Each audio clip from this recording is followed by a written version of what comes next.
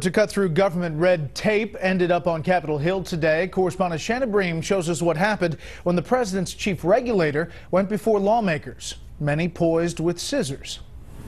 At some point, it gets absurd.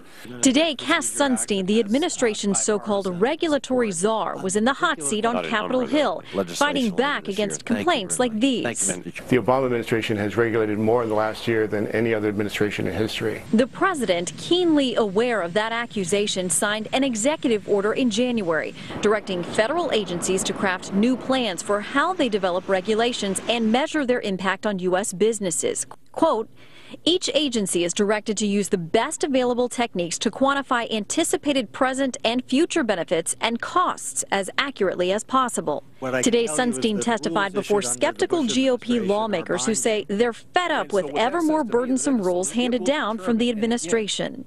I'm very leery of a government that thinks it can do better than anybody else and thinks it's smarter than anybody else, but has actually never done what it is that they're trying to regulate. Republicans also argue that a number of agencies may be completely exempt from review at all. So this would include the SEC, the FCC, the FTC, the CFTC, the new Consumer Financial Protection Bureau. Elizabeth Warren, who is leading efforts to get that Consumer Financial Protection Bureau up and running, found herself in an overheated hearing on the Hill this week as well.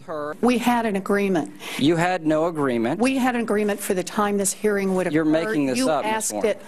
You're simply, this is not the case. To just accuse the She's accusing me of making. Sunstein believes the new regulatory framework resulting from the president's executive order may quiet the critics. What this means is that the president has required, with clarity beyond that we've seen from any previous president, advanced consultation with those who are potentially burdened by rules.